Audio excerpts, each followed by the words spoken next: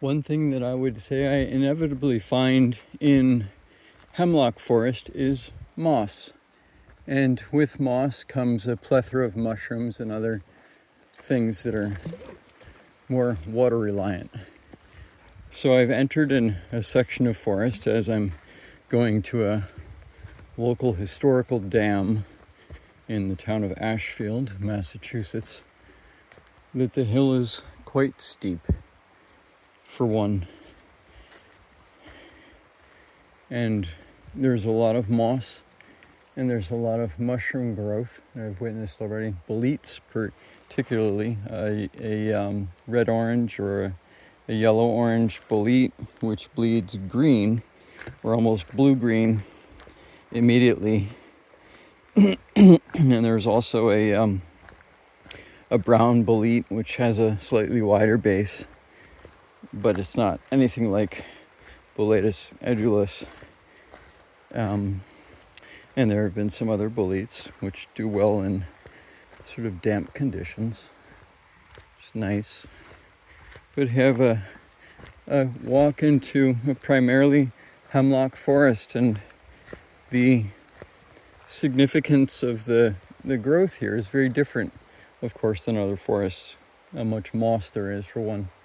And, tucked away on the hillside, I see areas. I'm looking a little deeper into the field over here, a spot where probably water comes in out of the ground and whatnot into that little bit of a sump there. And I see some greenery up ahead, which indicates that we've got a water source, an up high water source.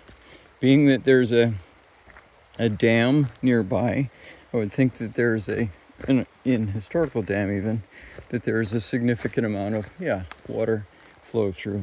Thus the puncheons and the need for that kind of thing. Quite well adapted environment, which is very damp, with hobblebush, fern, Christmas fern, I don't know what other kind of fern, a few other kinds of ferns, and some other odds and ends. And temperatures significantly cooler here than around the valley. It was punching towards 80 just a little while ago, and I don't know what the exact temperature is here, but it's significantly cooler. Here's actually a water flow, which is nice to see. There's just a trickle, but it's something. It would be a water source. If you're in the Northeast and you're looking for a definitive place to find water, which is potable or potentially potable, again, looking at the dips in the environment, following them up to either a wet area or what appears to be a wet area by the amount of growth and greenery. And actually this moss is wet.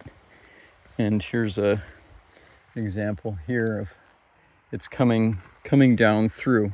There is water in here. It's just a matter of tapping into it and pooling it in any given place so you have a source of water.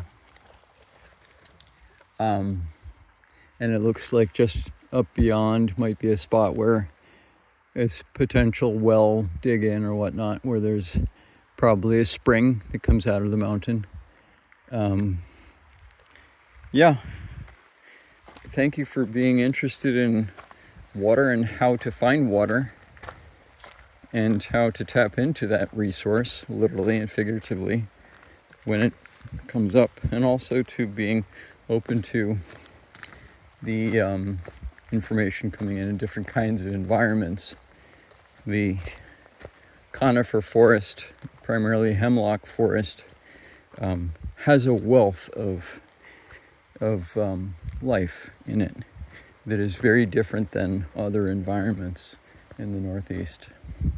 I'm going to shut off for now and see where this path goes. So I'll catch you on the flip side. Cheers. Thank you.